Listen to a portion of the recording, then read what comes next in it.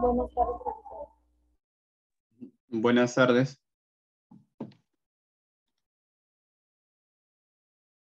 Hola, profesor, buenas tardes. Buenas tardes.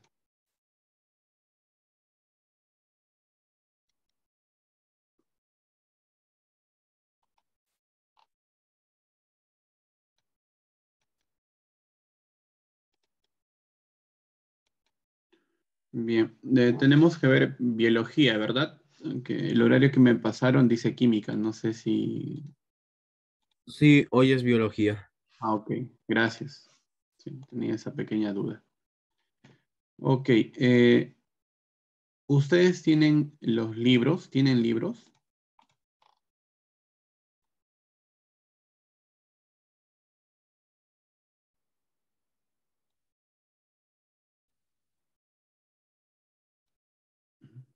¿Chicos?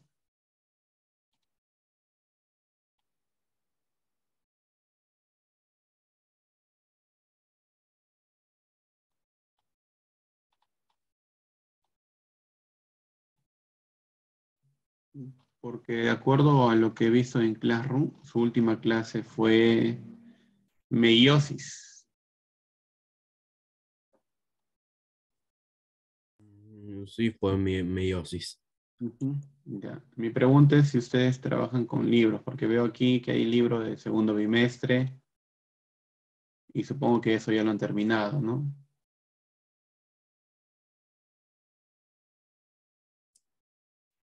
Principalmente hacemos, casi la mayoría de sus clases los manda por PowerPoint, Ujú. pero sí, los PowerPoints que hace son de los temas que vienen del libro. Ah, ya, ya. Ok.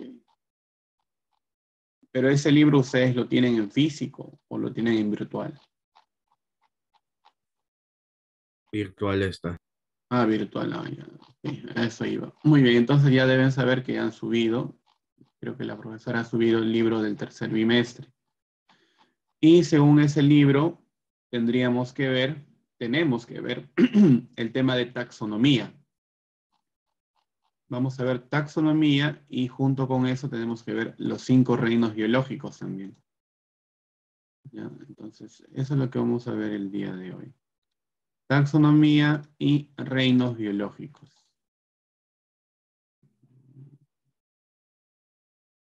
Un momento. Voy a buscar.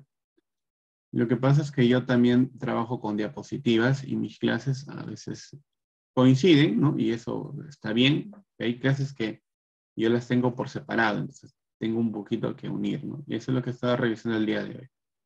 Mm, ahí están los 5 reinos biológicos. Ok. Bien. Una vez más les pido que me disculpen por la presentación de las diapositivas. No es el formato al que ustedes están acostumbrados. Pero al momento de subirlo, sí lo voy a pasar a ese formato, ¿ya? Igual de química también debo subir el formato para que no haya ningún problema. Vemos primero taxonomía y luego vemos reinos biológicos, ¿no? Y con el tiempo que queda, vemos el libro. Ok.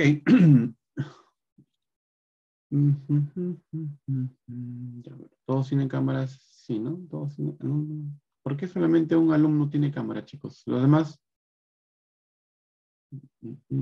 Ustedes saben, creo que ya tienen conocimiento que se debe activar la cámara, ¿no? Más que todo para poder... Hola, Sebastián. Es para poder ver, ¿no? Si están atendiendo, si quizás no entendieron. Yo mediante las cámaras puedo ver sus rostros, ¿no? Y así más o menos guiarme si están comprendiendo, si hay que repetir las cosas o si se estuvieron distraídos. Para eso sirve y ayuda bastante. Ok. Dicho eso, vamos a empezar con taxonomía. ¿A qué le suena la palabra taxonomía, chicos?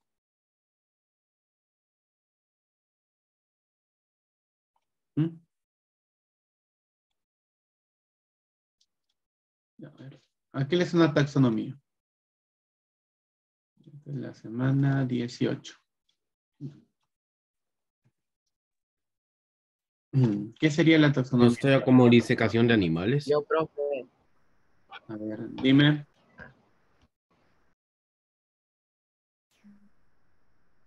Ya me dijeron que... taxonomía es la ciencia que estudia los principios, métodos y fines de la clasificación. Este Ujú, término se utiliza especialmente en biología para referirse a una clasificación ordenada y jerarquizada de los seres vivos, y en educación para ordenar y diseñar los objetivos del aprendizaje. ujú. Gracias. Muy bien. Cierto. La taxonomía es una ciencia. Hoy en día se conoce como una disciplina, ¿no? Es parte de la biología. A veces también le llaman rama de la biología. ¿Y de qué se encarga? La taxonomía se encarga de clasificar y de nombrar a todos los seres vivos. Todos los seres vivos tienen una clasificación y tienen un nombre.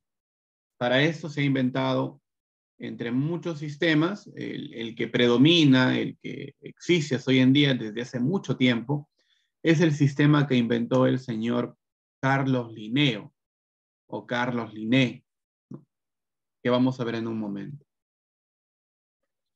Entonces, la taxonomía sirve para clasificar. Tenemos una pregunta, ¿no? ¿Cómo nombrar a los seres vivos de manera que no haya confusión? Por ejemplo, vemos un insecto ahí. ¿Qué insecto es?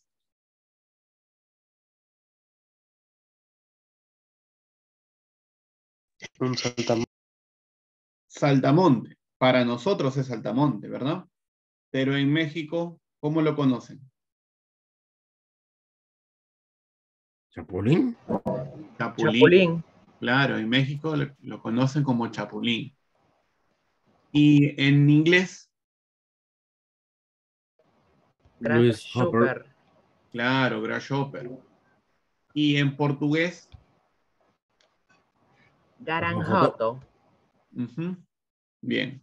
Entonces vemos que dependiendo de la cultura, el nombre cambia. Si yo como científico, ustedes como estudiantes de ciencias, no podemos ir a otro país y hablar de saltamonte. No nos van a entender. Y te van a preguntar, ¿pero qué es el saltamonte? ¿De qué estás hablando? De un insecto verde que salta, ¿no? Tiene antenitas, ¿sí? Mira la imagen. Ah, ya, eso no es un saltamonte, te van a decir. Aquí se les llama chapulín en México. Y en inglés, otro nombre. En coreano, otro nombre. En japonés, otro nombre. En África le llamarán de otra forma. Y así va variando, va variando. ¿Eso genera confusión o no? ¿Qué piensan ustedes? Sí. Genera confusión, ¿no? Lo mismo pasa con el tomate. En Perú y en muchas partes de Latinoamérica es tomate. En México, jitomate. En inglés, ¿cómo se pronuncia tomate en inglés? Tomato. Tomato. Y en portugués sigue siendo tomate, ¿no? Pero por ahí con un dejo característico. Entonces, esto genera confusión y no es la primera vez, no es de ahora, esto viene desde hace mucho tiempo. La comunicación entre científicos no se puede llevar a cabo si seguimos utilizando el nombre común de las especies, el nombre común de los seres vivos. Hay que darles un nombre único que no se confunda con otro. En base a esta idea de no generar una confusión, es que se crea el nombre científico. Para el caso del saltamonte, su nombre científico es Caelífera sp. Y en el caso del tomate, su nombre científico es Solanum lycopersicum. Entonces ya no hay forma de que yo me confunda, porque en los libros el nombre científico del tomate siempre va a ser Solanum lycopersicum. Profesor, ¿y en inglés cómo se pronuncia? Es lo mismo, es el idioma científico. Solanum lycopersicum lo dirán los que viven en España, los que viven en Estados Unidos, en Inglaterra, en Japón, en Corea. En todos los lugares del mundo, el tomate tiene un solo nombre científico, Solanum lycopersicum. Y de acuerdo a tu investigación, si la investigación es de Perú, yo en mi investigación científica digo, se trabajó con frutos de Solano licopérsico, comúnmente conocido en Perú y en Chile y en Bolivia como tomate.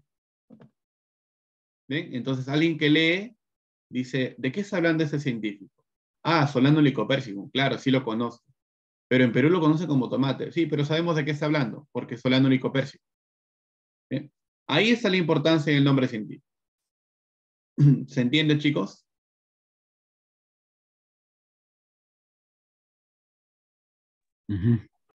¿Sí? Ok, listo. ¿Cuál es el nombre científico del ser humano?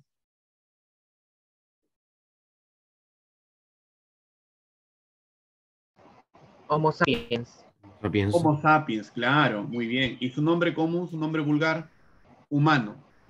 Humano, así es. Humano. Cuando yo digo humano, humanos, estoy utilizando un nombre vulgar. Y vulgar no quiere decir obsceno, hay que diferenciar esas dos palabritas. Vulgar quiere decir común, de vulgo, y vulgo es pueblo. Cuando hablamos de un lenguaje vulgar, hablamos de un lenguaje propio del pueblo, de forma general. Eso en ciencia no nos sirve mucho. En ciencia trabajamos nombre científico. Ok. Entonces, la taxonomía, como ya hemos adelantado, es la ciencia que estudia la clasificación y por ende el nombramiento de los seres vivos. Esta ciencia nace con el libro que escribió el señor Carlos Linneo. ¿Cómo se llamaba su libro? Ahí lo pueden ver. ¿Cómo se llamaba? ¿O cómo se llama su libro? Porque hasta ahora existe. El sistema Sistema natural. Naturae. Claro, Sistema Nature o Sistema Natural, ¿no? En español. Él escribió ese libro, Sistema Nature, en el cual explica una forma de nombrar y clasificar a los seres vivos que en ese momento se conocían. Y entonces se crea la nomenclatura binomial. Se crea la nomenclatura binomial. ¿De dónde viene el término binomial? ¿Qué creen que sea?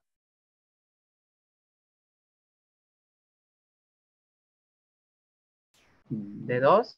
Dos, exacto, dos. Y nomial viene de nombre. Dos nombres, Los nombres. dos palabras. El nombre científico siempre va a tener dos palabras, ¿de acuerdo? El primero es el género y el segundo es la especie.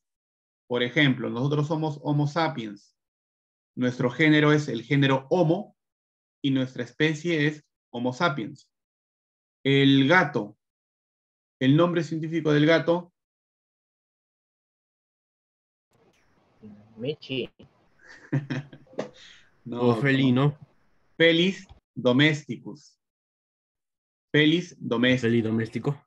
Claro, Felis es el género y domesticus es la especie. En el caso del perro es Canis familiaris. Canis, género, familiaris, la especie. El lobo es Canis lupus. Mismo género, diferente especie. Es decir, el lobo y el perro son parientes. De hecho, los perros aparecieron gracias a los lobos, ¿no? Los lobos que fueron domesticados, con el tiempo se convirtieron en una nueva especie, los perros. Ok, entonces estamos hablando de la nomenclatura binomial, que es el nombre científico. Y hay algunas reglas para escribir muy bien el nombre científico. Primero, debemos tener en cuenta que el nombre científico, el género, que es la primera palabra, se escribe la primera letra con mayúscula, como si fuera un nombre o un apellido. ¿De acuerdo? Rupícula, por ejemplo. Ese es el género. Y la primera letra debe ir con mayúscula. Luego el segundo nombre, peruviana, ya es la especie. Y ahí sí todo con minúscula. Ahora, si tú lo vas a escribir a mano en una hoja, debes subrayar esas dos palabras. Si yo hubiera escrito, por ejemplo, voy a escribir un nombre científico. Voy a escribir la paloma. La paloma, su nombre científico es Columbia livia. Y profesor, ¿por qué escribe en cursiva, letra itálica, echadito? Porque es así, esa es una regla. Una regla del nombre científico es escribirlo de manera cursiva. Ya está. Y como es a mano, subrayo. Listo. Esa es la forma adecuada de escribir un nombre científico. Porque si tú lo escribes de manera normal, como escribes todo el texto, no se diferencia. Y el nombre científico tiene que resaltar en un texto. ¿Quién es la rupícula peruviana?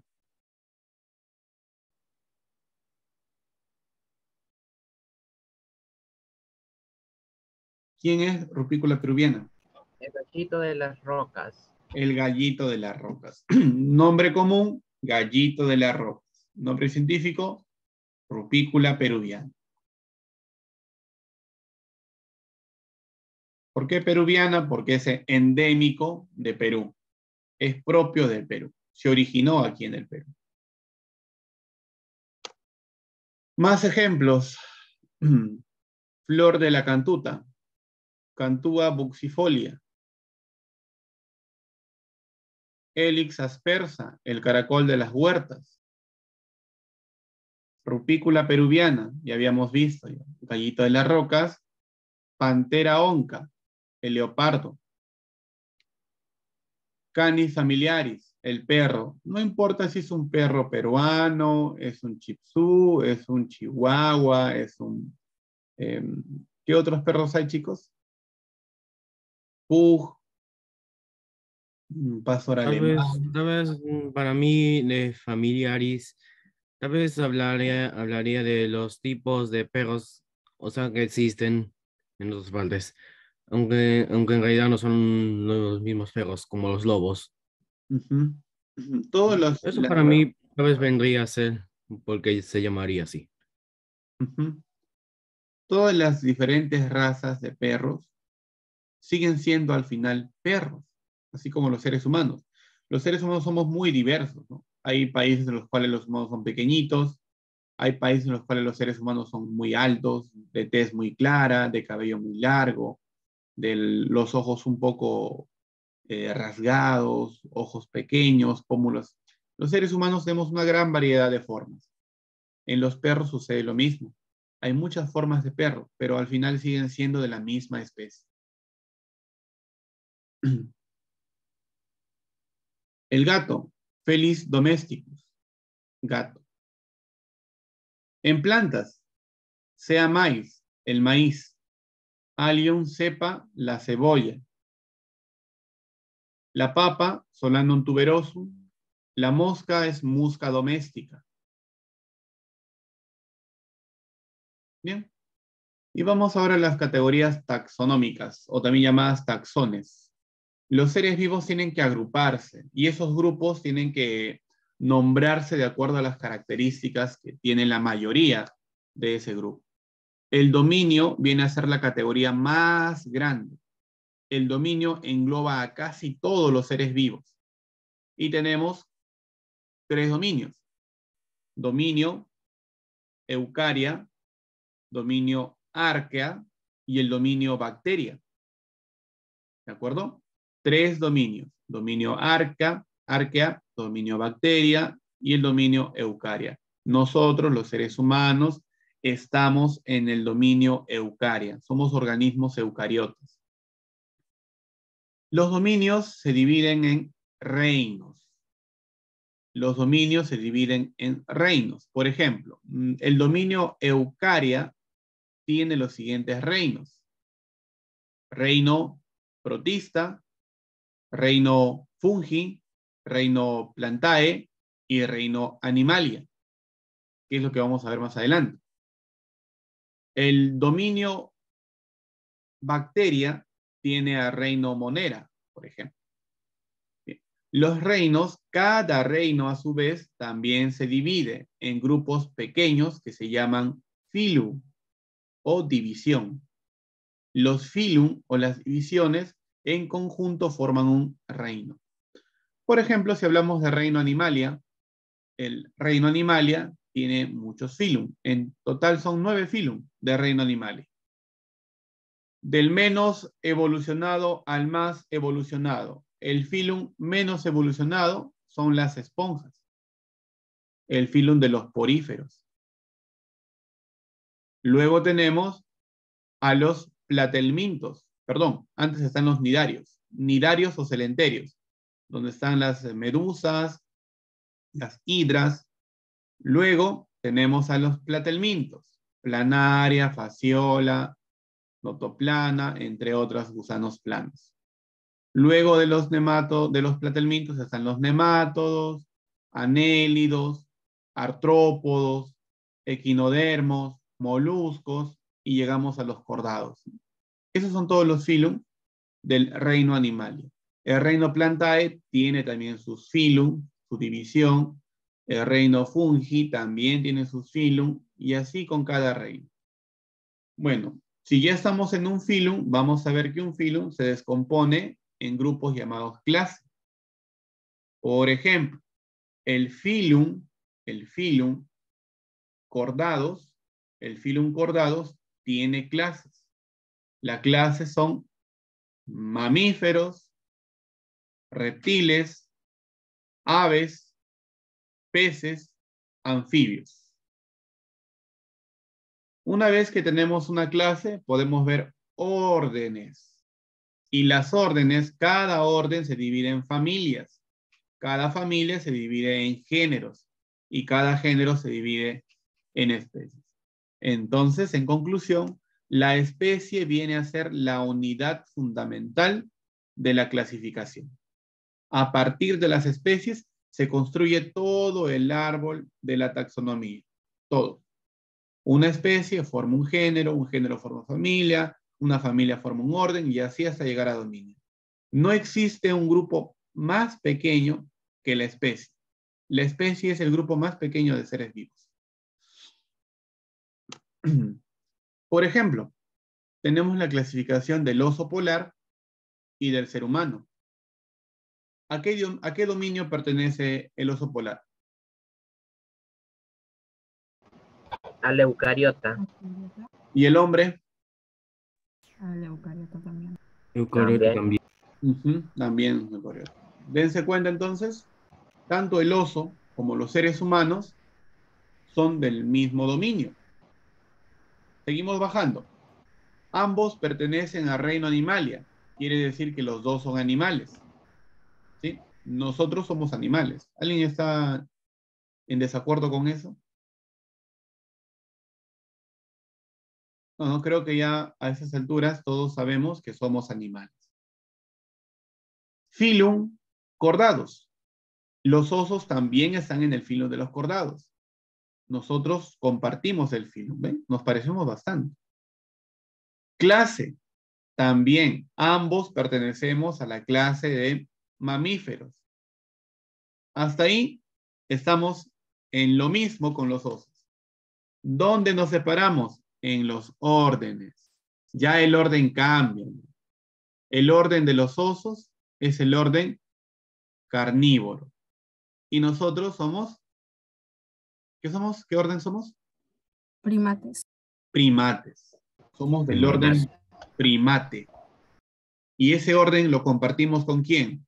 Con monos, con chimpancés, con orangután, con los lémur, con el gibón, etcétera, etcétera. Todos los primates. ¿Sí? Luego, una orden se divide en familias. Nosotros somos de la familia de los homínidos. Somos de la familia de los homínidos. ¿Sí? Y dentro de los homínidos hay muchos géneros. Hay muchos géneros de homínidos. Por ejemplo, el chimpancé. Dentro de un género, ahí tenemos una especie. Nosotros somos la única especie del género Homo. Hace muchos años habían otras especies, ¿no? Y ustedes por historia lo conocen. ¿Cuáles eran las otras especies del género Homo?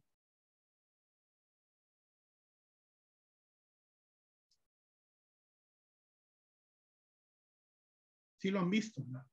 Sí han visto eso. Caninus, o algo así. El Homo, Homo sapiens. y ya, ese es el ser humano, el actual. Pero habían otras especies de humanos también. Homo hominido. Homo erectus, Homo Homo habilis. habilis, muy bien. Homo neanderthalensis. El Homo neanderthalensis, exacto, ¿ven? Habían otras especies de humanos. Increíble, ¿no? Increíble pensar que así como existe el lobo y perro, dos especies de un mismo género, en un momento dado, algunas especies de humanos convivían. El Homo neanderthalensis, el Homo erectus, el Homo sapiens, convivían entre ellos. Y poco a poco, las especies que no eran sapiens se fueron extinguiendo. Ya hoy en día no queda Homo neanderthalensis, no queda Homo erectus, no hay ningún Homo habilis, se han extinguido esas especies para dar paso al Homo sapiens, que es la que domina hoy en día el planeta.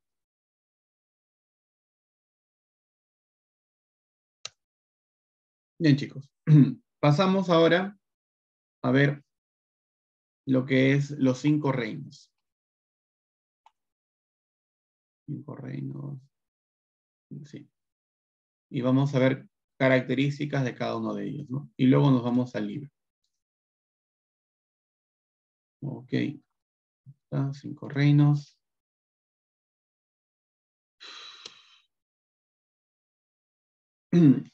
¿Quién creó estos 5 reinos?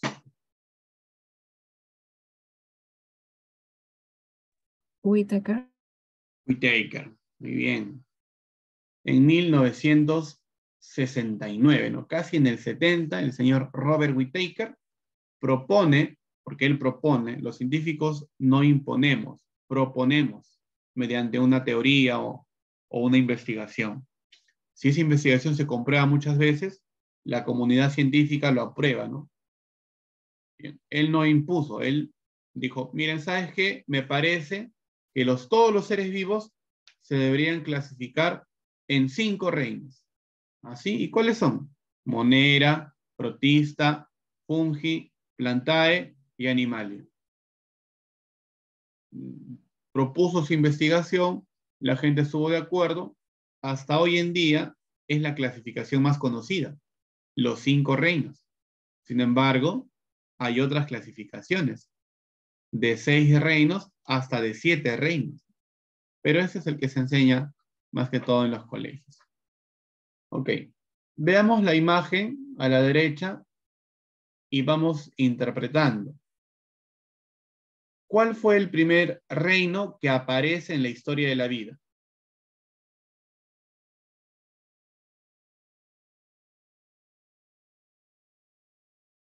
Animalia.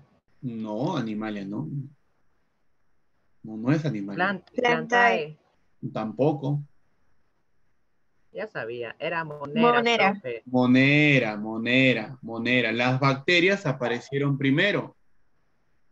Y ese reino Monera da origen a 2 reinos. ¿Cuáles son?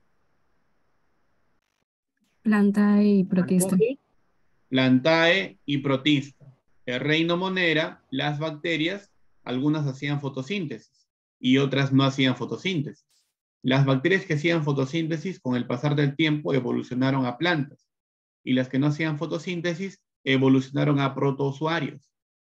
Luego, los protozoarios dieron origen a los hongos, a reino fungi, y a los animales, reino animal.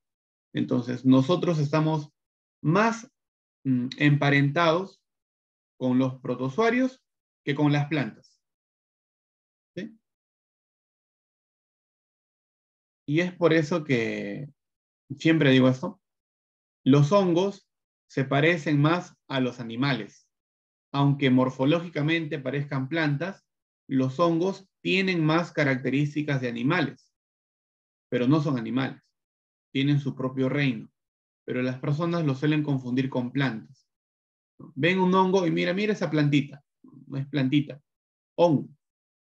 Tampoco es animal, tiene su reino propio. Pero el reino fungi tiene características similares al reino Animalia. Y tiene sentido cuando observamos esta figura, ¿no?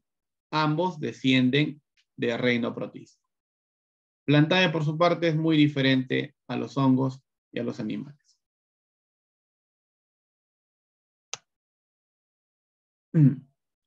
Bien, les decía que hay otras clasificaciones, como la que hizo esta señorita. ¿Alguien sabe cómo se llama científica? Lynn Margulis. Lynn Margulis, ¿no? La gente, los científicos, de cada uno en su época, la mayoría pues era un poco machista en ese sentido, ¿no? No le daban muchas oportunidades a las científicas, a las mujeres. Y fue el caso de esa señorita, ¿no? Que en su momento planteó la teoría endosimbiótica y no le prestaba mucha atención. Pero sin embargo, hoy en día esa teoría es aceptada. La teoría endosimbiótica de Lynn Margulis explica el origen de las células fotosintéticas. Bien, ¿qué hizo esa señora? Incorporó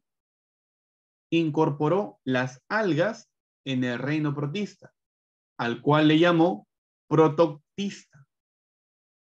Porque hasta ahí las algas, antes de Margulis, las algas estaban en el reino Plantae. Se consideraban plantas. Pero Lynn Margulis, analizando, dijo, no, no es así. Las algas se parecen más a los protistas. Cambiamos el nombre. Tenemos entonces reino Monera, reino protoctista. ¿Y qué hay en el reino protoctista? Hay protozoarios y hay algas. Fungi, plantae y animalia. Le hizo una ligera modificación en cuanto al nombre y sacó a las algas de plantas y los puso en protoctista. Muy bien. Veamos el reino de las bacterias. ¿Qué tiene que ver el yogur con las bacterias?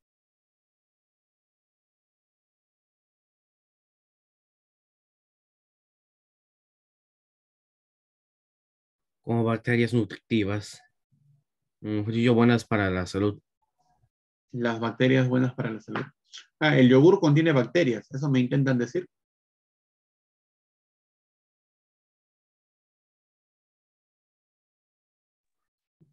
Principalmente lo que todos los lácteos.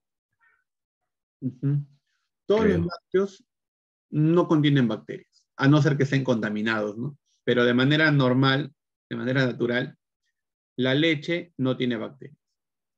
Si queremos hacer yogur, ustedes saben que hay que utilizar leche, ¿no? Pero a esa leche le agregamos un cultivo de bacterias y esas bacterias que se llaman Streptococcus thermophilus o también se les llama Lactobacillus acidophilus. Esas bacterias transforman la leche en yogur. Ellas hacen todo el trabajo, transforman la leche en yogur. Por eso que ustedes en las botellas de yogur siempre van a ver que atrás en el empaque dice ingredientes, composición, cultivos lácticos, dice.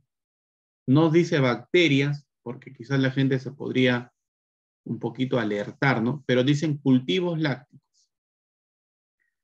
Sin embargo, hay bacterias que causan enfermedades.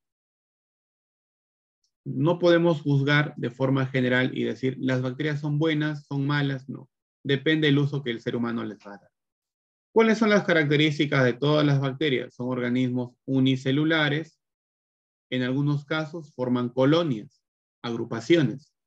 Son procariotas, no presentan envoltura nuclear y su reproducción es asexual.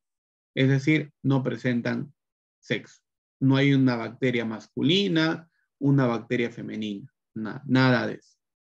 ¿Alguno de ustedes ve Bob Esponja? Sí. Ya. ¿Ven ahí el malvado de la serie? El malvado. ¿Saben quién es, no? El típico plancton. Plantón. Plancton. En realidad es un nombre real. Plancton. Su nombre es Es una bacteria llamada plancton. Ajá.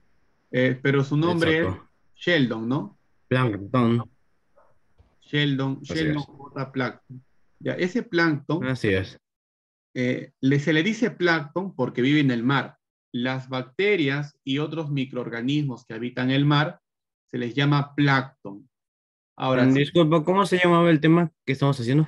el tema se llama a ver, taxonomía. Sí, gracias. Taxonomía es el tema. Eso también es taxonomía. Sí, estamos todavía viendo taxonomía. En su libro está unido como taxonomía.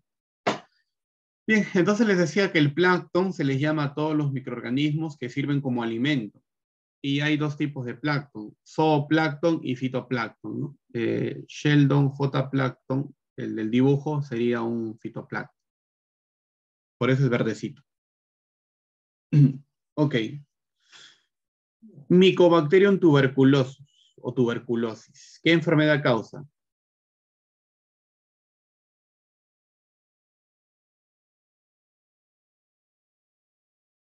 ¿Qué enfermedad causa el Mycobacterium?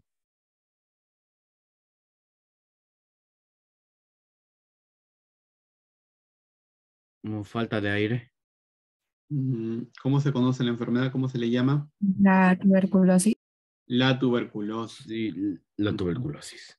Claro, la tuberculosis es una enfermedad que ataca a los pulmones, aunque también hay tuberculosis a otros órganos, como el hueso, pero principalmente se da en pulmones. Y es cuando la bacteria ingresa a nuestro cuerpo producto de un contagio, ¿no? Nosotros a veces, los seres humanos se juntan para hacer actividades, están muy pegados, sin mascarilla, y de pronto alguien que tenga la bacteria dentro de su cuerpo ni cuenta se da porque todavía hay un periodo de incubación en el cual la bacteria todavía no crece tanto, hay pocas bacterias y por lo tanto tu cuerpo todavía no percibe los síntomas y uno cree que está sano. Sin embargo, la bacteria está aumentando en población para causarte los primeros síntomas. Y eso sucede también con el COVID. Las personas están infectadas con TBC y no lo saben. Van a lugares cerrados, tosen sin ponerse el antebrazo en la boca y las bacterias, el Mycobacterium, queda flotando ahí en el ambiente, en las partículas de saliva. Ahí están flotando, se quedan suspendidos ahí. De pronto alguien viene, ingresa la bacteria dentro de su cuerpo y si esa persona no se ha alimentado bien, pues la bacteria empieza a crecer porque su sistema inmunológico del ser humano no está preparado. Crece, crece, crece la bacteria, se dirige al pulmón porque le gusta el pulmón, se aloja en el pulmón y empieza a alterar el funcionamiento, ¿no? Y uno empieza a toser, es una reacción para poder eliminar los microorganismos.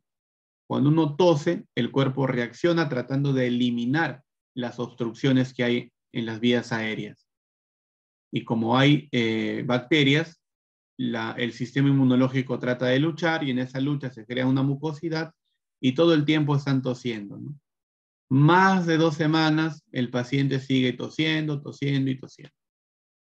Y se preocupa, ¿no? Porque dice, no, ya no creo que sea gripe, ya. Son 3 semanas que estoy tosiendo. Va al médico, el médico sospecha que sea TBC, le manda una prueba y pues le confirman, usted tiene tuberculosis.